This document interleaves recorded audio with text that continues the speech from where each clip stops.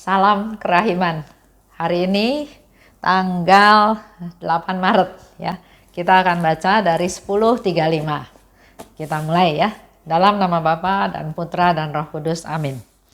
10:35. Petang ini seorang laki-laki muda sedang menghadapi ajal. Ia sangat menderita.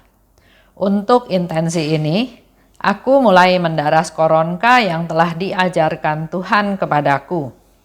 Aku mendarasnya sampai selesai. Tetapi sakratul maut itu terus berlanjut. Aku ingin memulai litani orang kudus. Tetapi tiba-tiba aku mendengar suara, "Daraskanlah koronka itu."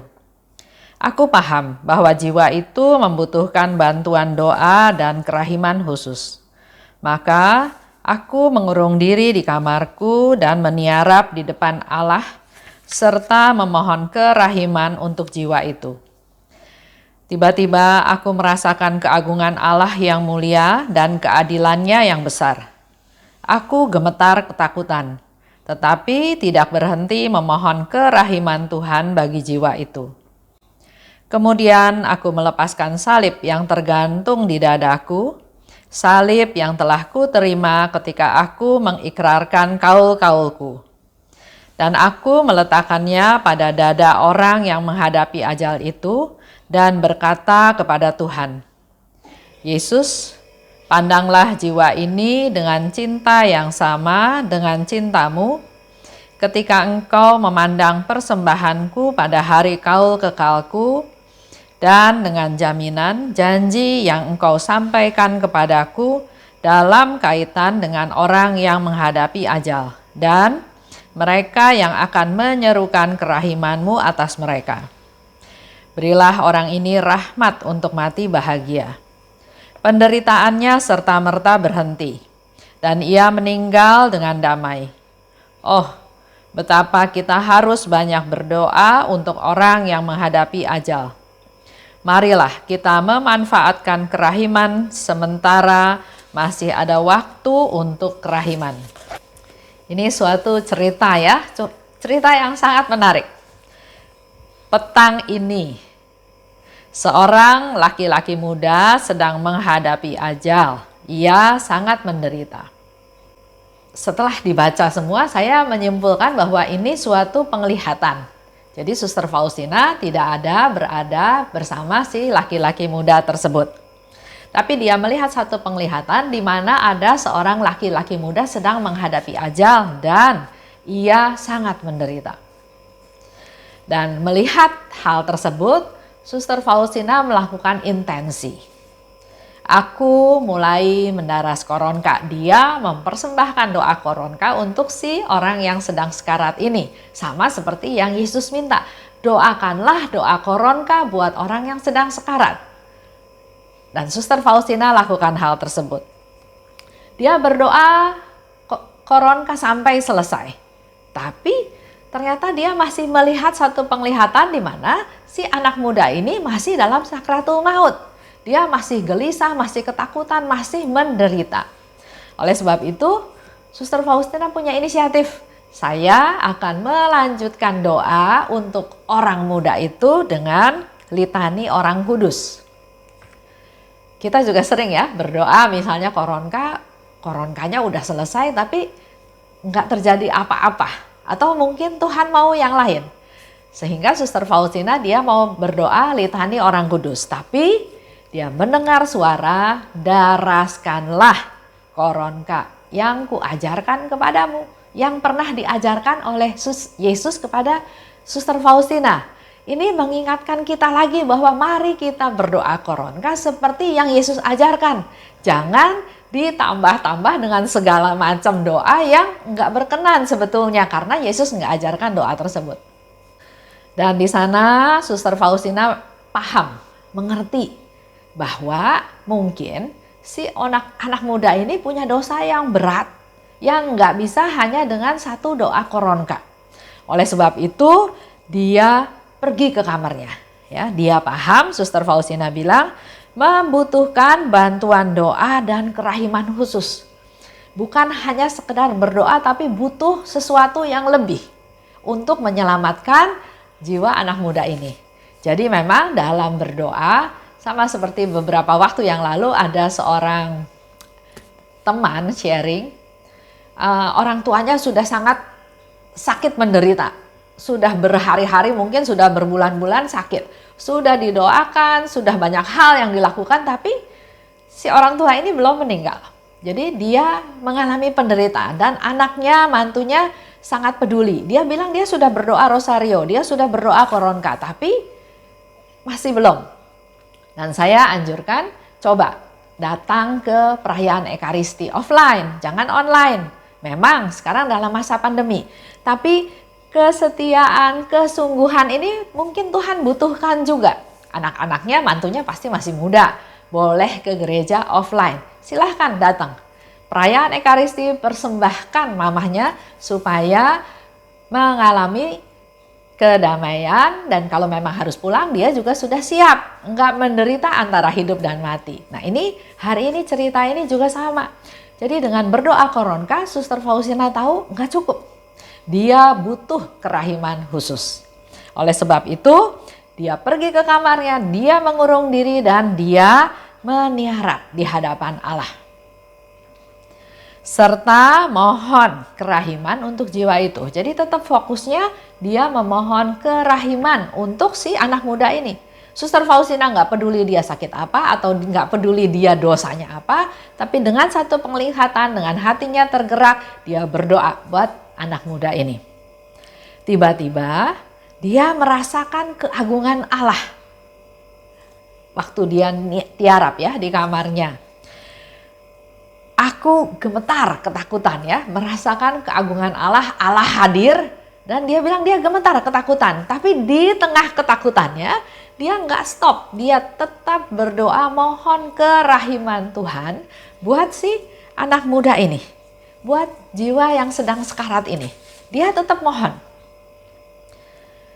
Kemudian dia tergerak untuk melepaskan salib yang dia pakai. Jadi setiap perayaan Kaul itu di sana, di kongregasi di sana diberikan barang-barang rohani. Antara lain ada salib, ada kerudung hitam, ada rosario, ada ikat pinggang. Nah, salib yang dipakai oleh Suster Faustina itu pada waktu dia terima, pada waktu Kaul, dia keluarkan, dia taruh di dada anak muda tersebut.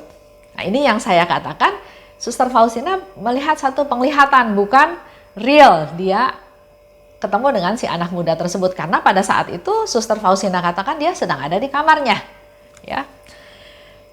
Dan aku meletakkan salib pada dada orang itu dan berkata pada Yesus, Yesus, pandanglah jiwa ini dengan cinta yang sama dengan cintamu ketika engkau memandang persembahanku pada hari Kaul kekalku. Jadi Suster Faustina minta pada Yesus untuk memandang si orang yang sedang sekarat ini dengan cinta yang sama yang Suster Faustina terima pada waktu Kaul kekal. Dan dua, juga engkau ada memberikan satu jaminan janji yang kau sampaikan kepada aku dalam kaitan dengan orang yang menghadapi ajal.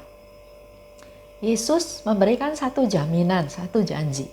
Kalau engkau berdoa koronka untuk orang yang sedang sekarat, engkau mendaraskan koronka di samping orang yang sedang sekarat, yang mau meninggal, itu janji-janjinya Tuhan yang Suster Faustina mau ingatkan bahwa Tuhan, engkau janji loh.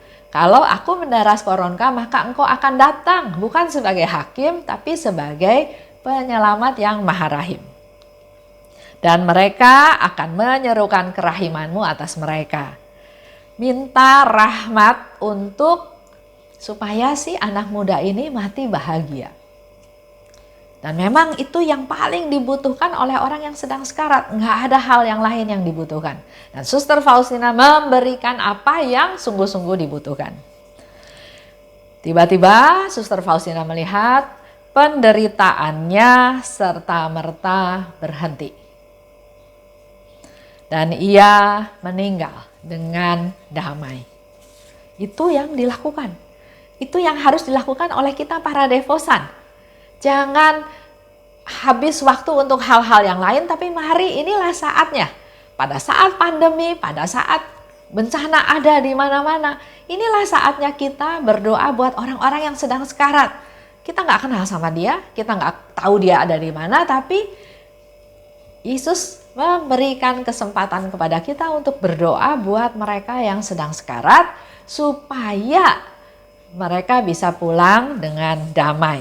Seperti yang dikatakan oleh Suster Faustina, penderitaannya berhenti dan ia meninggal dengan damai.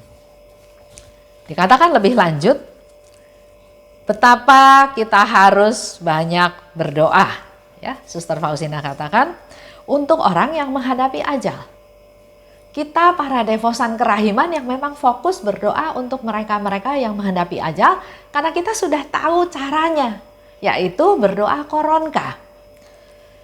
Mari manfaatkan kerahiman Tuhan, sementara masih ada waktu. Mari kita berdoa menjadi silih atas dosa-dosa mereka. Itu yang dikatakan oleh Suster Faustina, mari manfaatkan kerahiman Tuhan sementara masih ada waktu. Artinya suatu hari nanti udah gak ada lagi waktu untuk kerahiman. Dalam masa pandemi ini banyak sekali yang meninggal mendadak. Banyak sekali yang meninggal yang gak siap. Yang gak ada persiapan, yang bahkan dia gak tahu dia mau meninggal. Ada beberapa teman saya yang juga sharing bercerita, dia katakan suaminya positif, ada di rumah sakit.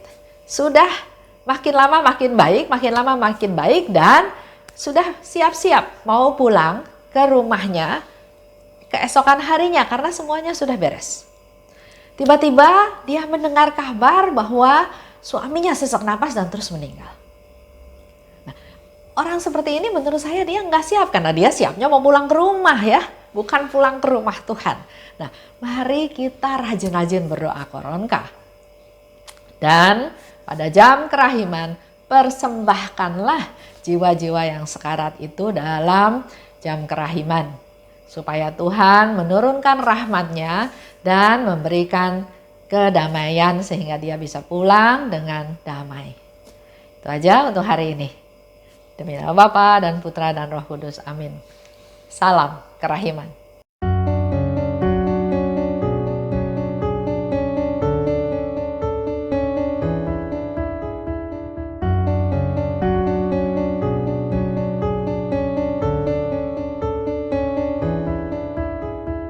Mengapa engkau membiarkan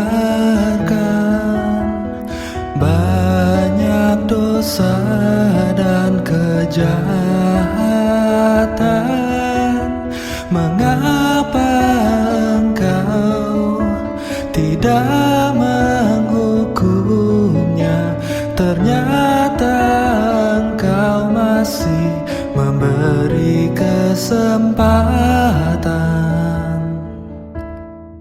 Dia memperpanjang masa kerahiman. Celakalah mereka yang tak menyadari. Tulis dan wartakan kerahimannya. Mohon rahmat bagi mereka yang berdosa. Ya Yesus, terima kasih atas semua kesempatan yang Engkau beri. Ya Yesus, ampunilah atas semua dosa yang terjadi.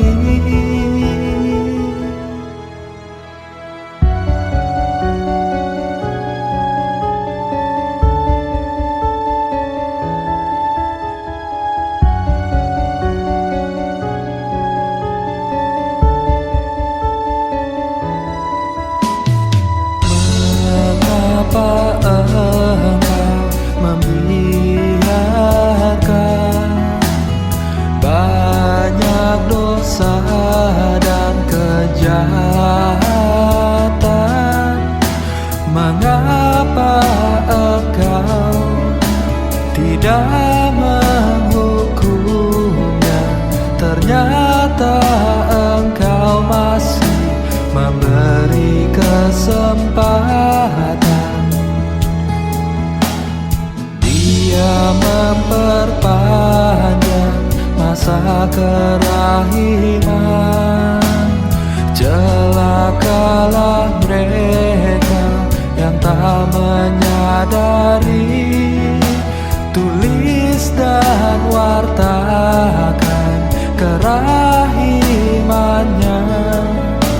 Mohon rahmat bagi mereka yang berdosa. Ya Yesus, terima kasih atas semua kesempatan yang Engkau beri. Ya Yesus, ampunilah atas semua dosa yang terjadi. Ya Yesus, terima kasih atas semua kesempatan yang Engkau beri. Ya Yesus, ampunilah